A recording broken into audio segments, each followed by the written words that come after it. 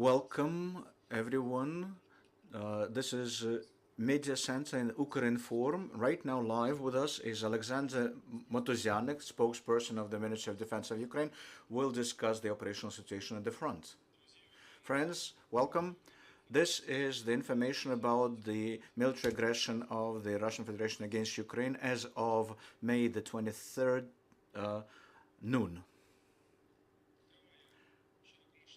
The full-scale military aggression against our country continues. The main objective of the enemy stays the same, trying to encircle the grouping of the joint operations forces and instill full control of Luhansk and Donetsk Oblast and have a land corridor established to the temporarily occupied territory of Republic of Crimea.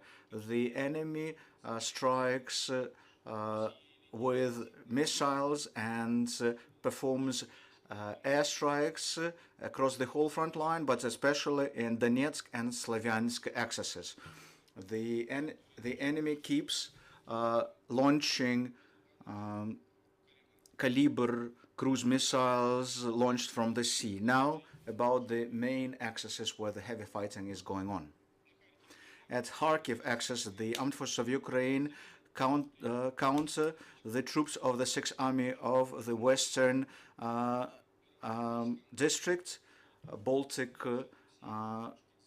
District of the Baltic Fleet, and the 1st and the 2nd Army Corps, where the enemy tries to regain the lost positions, uses the reconnaissance systems and continues to fire at our positions. At Slavyansk axis, we are fighting the Russian troops that relaunched offensive near the Dovgenka village.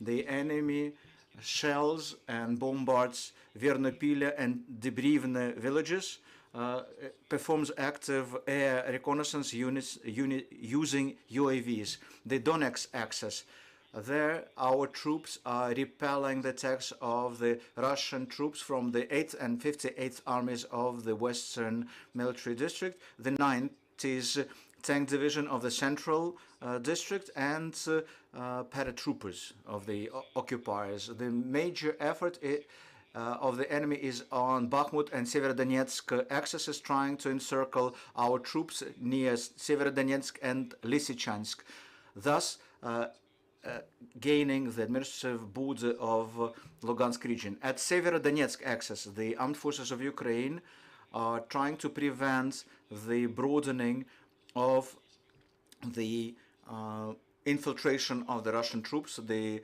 enemy conducts offensive near Severodonetsk, where the heavy fighting is going on. Near village Metyolkina, the attack of the enemy was repelled, and incurring losses, the enemy retreated. At the same time, the enemy doesn't leave the efforts to cross the river Seversky Donetsk, thus trying to accumulate the pontoon bridge equipment. Bakhmut axis, there Ukrainian defenders repel the offensive of the enemy, who, with the support of the aviation, tries to penetrate the defense of our troops near Toshkivka, Komyshuvaha, Nirkova, Vasilivka, Novakamenka, and Mironivsky villages. Right now, there are very heavy fighting going on there. In order to develop the success, the enemy keeps ready the second echelon troops and the reserves, including tactical missile complexes Tochka-U.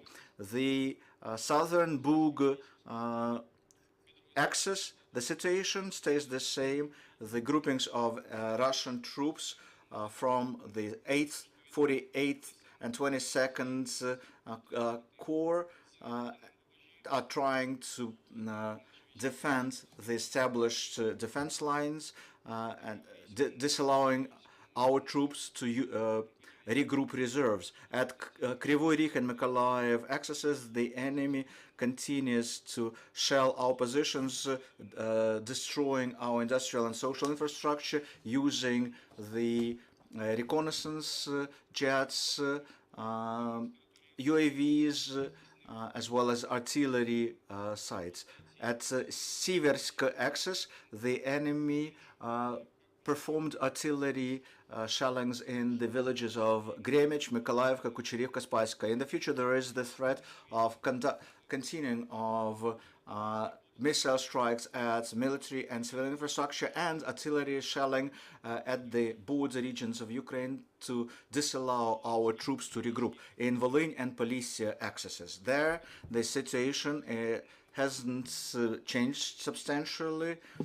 The defined units of the armed forces of Belarus, up to 7 battalions, continue to perform tasks on strengthening the Ukrainian-Belarus border region in Brest and Gomel Oblast, Chernomorsk and Azov operational zones, the Black Sea and Sea of Azov.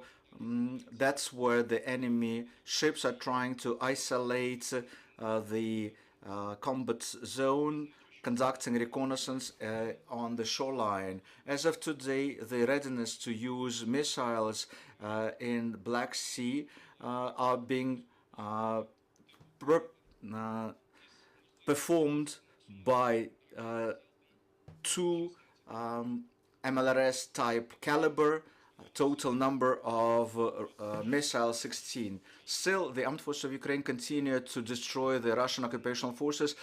Yesterday at Donetsk and Lugansk axes, our courageous soldiers repelled 11 attacks, destroyed 6 tanks, 10 armored vehicles, 6 military vehicles, also shot down Arlan-10 UAV and Su-25 jet, aviation and anti-air missile units of the Air Force of Ukraine, destroyed 4 cruise missiles of the enemy.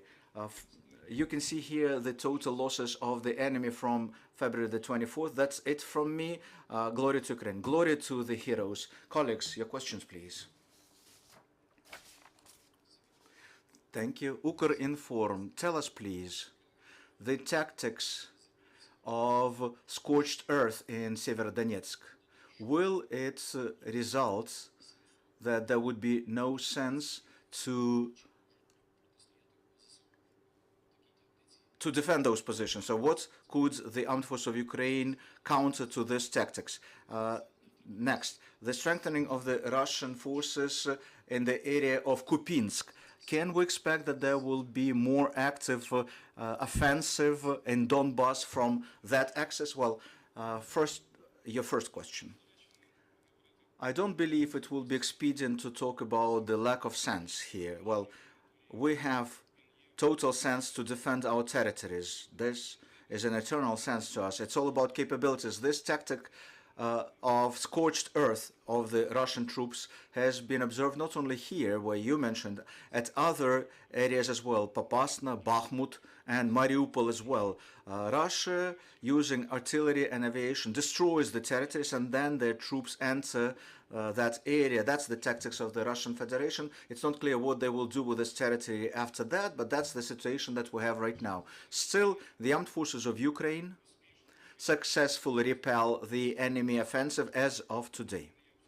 I am fully convinced that our actions will be successful.